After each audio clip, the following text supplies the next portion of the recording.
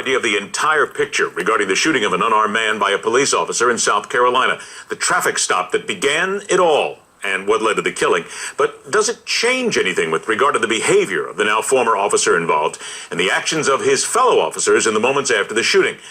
Let's try to put it all together. Our guest is a former sergeant in the Los Angeles Police Department, where for 20 years she experienced the good and the bad of being a member of law enforcement. Her book, Black and Blue, The Creation of a Manifesto, takes readers inside the LAPD and how decisions are made. It is always a pleasure to welcome Cheryl Dorsey to Midpoint. Sergeant, it's good to talk to you again. Hi, Ed. Good to talk to you. Do me a favor, if you would. Let's start out. I would take it that you have seen this video then of the initial traffic stop itself. Tell us what your first impressions are. What do you take from that? Well, my first impression is I'm wondering, is this a racial profiling issue? Because to stop someone for a third light being inoperable is almost laughable in the middle of the day with so much more going on.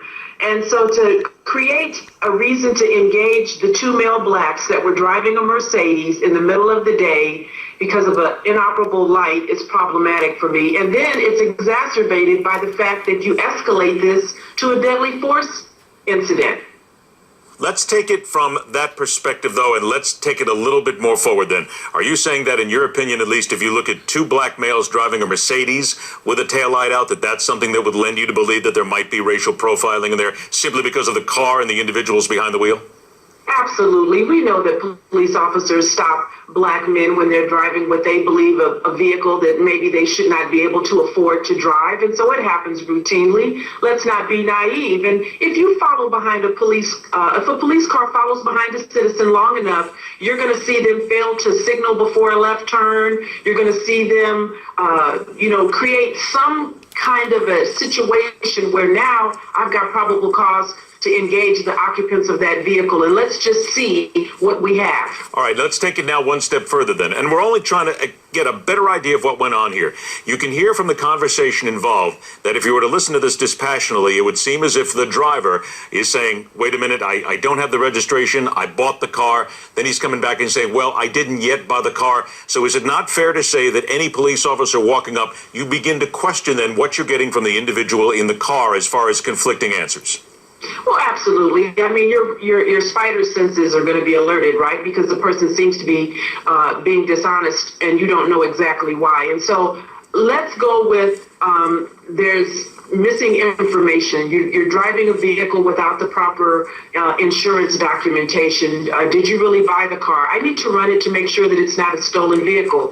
I'm okay with all of that. It becomes a problem when you chase someone and kill them because you're unable to catch them. Okay, now, before we get to that, and again, leaning on your expertise and what you have seen here, the individual, Mr. Scott, stays in the car. He comes out.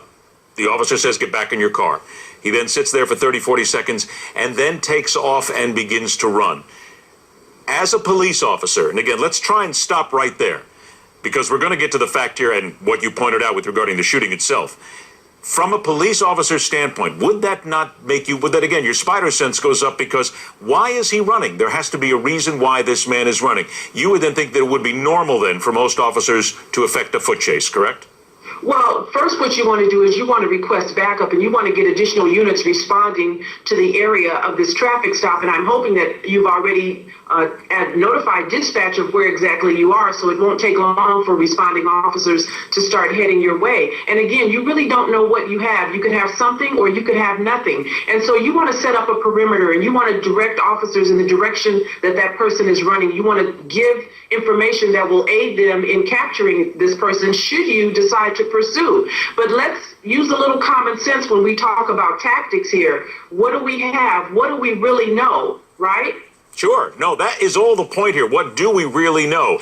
And I think that this is what people are going to say when this comes down to trial. They're going to say, what did we really know? What was the mindset of the officer? Now, I'm going to say this flat out here because I don't want there to be any misunderstanding by you or anybody else here.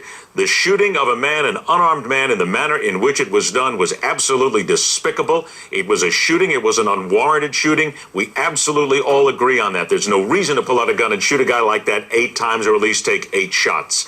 But is it also then not fair to say that if we back ourselves up to that one instance to where it's going from there, The cop doesn't know. You don't know why he's running, where he's running. He could be running from a felony charge. We're all going all over the place here. He could be running from something. He could be wanted on something. So doesn't your cop instinct, if it's a good cop instinct, at least kick in right away and say, I got to get after this guy. I got to do what I can to stop him, and wonder why he's running? Well, absolutely. I mean, and so you have an obligation to investigate this thing further, because people don't typically just exit a vehicle and start running on foot unless there's a reason. And so you have an opportunity and an obligation really to find out what that is. But you have to use common sense and good judgment when you do that. And you need to be communicating to the officers that are out there to assist you, so that you don't wind up in a situation where now it's one-on-one, because we never want to be one-on-one or one-on-two with occupants in a vehicle. We always want to have the numbers in our favor. So tactically, this thing was problematic from the very beginning. The officer ran away and left his own vehicle, right? Which is possible. I mean, there are cops who are only traveling individually. They do leave their vehicles, correct, when they're in a foot chase? Well, I mean, you have an opportunity to decide whether or not you want to leave your vehicle. How important is it, right? Because there was a passenger in that car. So understand, when I run away from my car, if my keys are still in the ignition, it's possible that someone could take my car. So you have to use a little common sense when you think about the tactics, and weigh that against what do I have and what do I know. At the end of the day, then, and we look at the entire video and what we have, the entire evidence, does this not speak to us, then, of an overzealousness of a police officer? But we are back once again to the training issue, because it shouldn't be this destructive in the last couple of moments. I got 30 seconds. I don't know that training is an issue here. I think common sense is an issue. And I think it was a matter of, why are you running from me and I can't catch you? And so now remember, contempt of cop, there's a price to pay when you run from me. And in this case, it was death. And then again, that contempt of cop, you and I have talked about many times, that is something else, because there are so many people right now saying, again, if he didn't run, he wouldn't have gotten killed. I understand that, but the man got killed for absolutely nothing. That in itself right there is the biggest issue to focus on. Sergeant Cheryl Dorsey, it's always a pleasure to have you on the show. Guaranteed we'll continue this conversation. Thank you, Ed. Have a great weekend. You do the same. Take care. Do you know where your tax